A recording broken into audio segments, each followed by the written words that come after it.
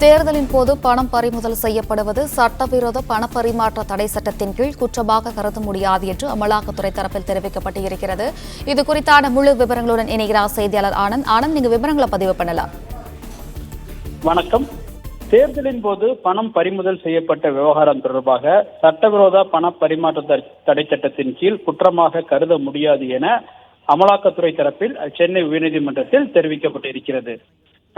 தமிழகத்தில் நடந்து முடிந்த மக்களவைத் தேர்தலின் போது திருநெல்வேலி தொகுதி பாஜக வேட்பாளர் நயினார் நாகேந்திரன் உதவியாளரிடமிருந்து சுமார் 3,99,00,000 ரூபாய், அதே போன்று திருநெல்வேலி கிழக்கு திமுக மாவட்ட செயலாளர் அலுவலகத்தில் இருந்து 28,51,000 ரூபாய் பணம் பறிமுதல் செய்யப்பட்டது. இந்த பணம் பறிமுதல் தொடர்பாக அமலாக்கத்துறை விசாரணைக்கு உத்தரவிட வேண்டும் என கோரி திருநெல்வேலி தொகுதியின் சுயேட்சை வேட்பாளர் ராகவன் சென்னை உயர்நீதிமன்றத்தில் மனு தாக்கல் செய்திருந்தார். அந்த வழக்கில் வாக்காளர்களுக்கு விநியோகிக்க பணம் கொண்டு சென்ற பொழுது சட்டவிரோத பண பரிமாற்ற சட்டத்தின் கீழ் குற்றமாகும் எனவும், எனவே இவர்களுக்கு இந்த குற்றத்தின் கீழ் இந்த பண பறிமுதல் தொடர்பாக அமலாக்கத்துறை வழக்கு பதிவு செய்து விசாரணைக்கு உத்தரவிட வேண்டும். இது தொடர்பாக மனு அளித்தும் இதுவரை எந்த நடவடிக்கையும் எடுக்கவில்லை எனவும் அவர் தன்னுடைய மனுவில் தெரிவித்திருந்தார். இந்த வழக்கு உயர்நீதிமன்ற நீதிபதிகள் MS ரமேஷ் மற்றும் சுந்தர் மோகன் அமர்வில் இன்று விசாரணைக்கு வந்தது. அப்பொழுது அமலாக்கத்துறை தரப்பில் ஆஜரான வழக்கறிஞர் பணம் பறிமுதல் தொடர்பாக பதிவு செய்யப்பட்டுள்ள வழக்கு சட்டவிரோத பண பரிமாற்ற தடை சட்டத்தின்